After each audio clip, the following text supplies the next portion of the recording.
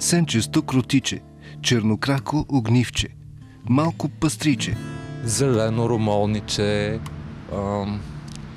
синьо пастрооче, бързолет. Такива имена носят видовете водни кончета, разпространени у нас. Те обаче нямат нищо общо с новата стихосбирка на Стоян Терзиев. В нея водните кончета са просто символичният природен вестител на един житейски сезон, в който тъгата е безбрежна. Тъгата е едно финно чувство, присъщо за чувствителните хора, защото тъжен човек не може да бъде елементарният човек.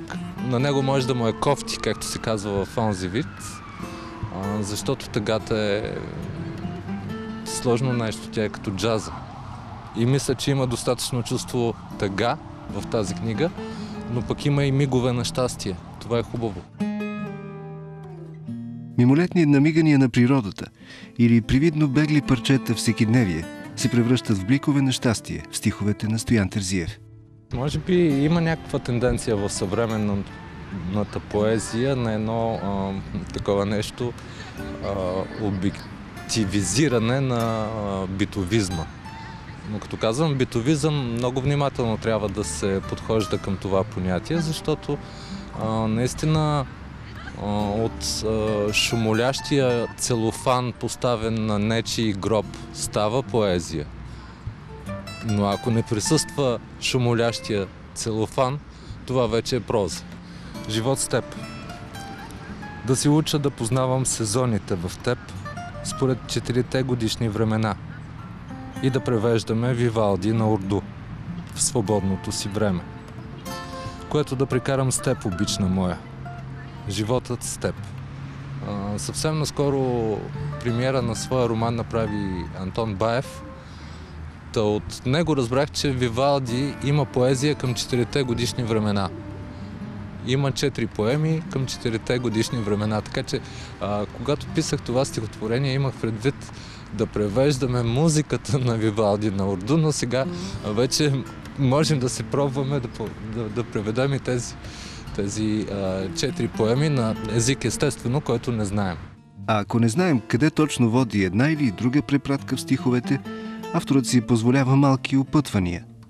Не поетически похват, но пък така никой читател няма да изпита енциклопедична несъстоятелност, докато попада на многобройните асоциации. В страниците витаят духовете на герой на Павич, на свръхгорещи пустини, на класическо японско кино, на Селинджър, Ван Гог, както и на други паметни имена в изкуството, които са били близки на автора. Ицко Мазнев дълго рисува една лодка. После се метна на нея и отплава. Леко помаха с ръка, но не за сбогуване. Колю Крамфилов го чакаше кротко на другия бряг. Някой докосна камбаната в бара Найлона. Знаеш, че в Найлона 20 години с Иско търкахме бар плота и той се отиде така преждевременно, че и до сега с Илия Йончев, като стоим там, често го споменаваме и мястото му под камбаната си стои. И то от време на време е там дори, ми се струва. Усещането, че има някой, който може да диша твоята мъгла и да споделя твоите лудости, е също чест мотив в новата книга на Стоян Терзиев. На този етап от своя поетически разцвет той не се лута по коридори на есенна будност, както го е правил преди, не държи да е най-краткият поет на Пловдив, както го е правил още по-преди, а прибива в равновесие, което се надява да остане устойчиво. Дали го е постигнал, читателите ще усетят в следващата му книга. Последната си книга устоимо издадох 2010 година. Ноември 2016 излезе сезона на водните кончета и в нея събрах 48 текста. Средно аритметически сметнах, че това са по 8 текста на година. Такава ми е продуктивността годишна.